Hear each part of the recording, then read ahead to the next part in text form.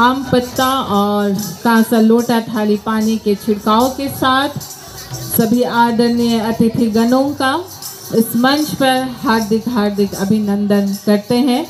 हमारी आदिवासी परंपरा का यह सुंदर प्रकृति के साथ सुंदर मेल मिलाप और ईश्वरीय अगुवाई, इस सुंदर स्वागत के लिए हमारी स्वागत समिति को बहुत बहुत धन्यवाद।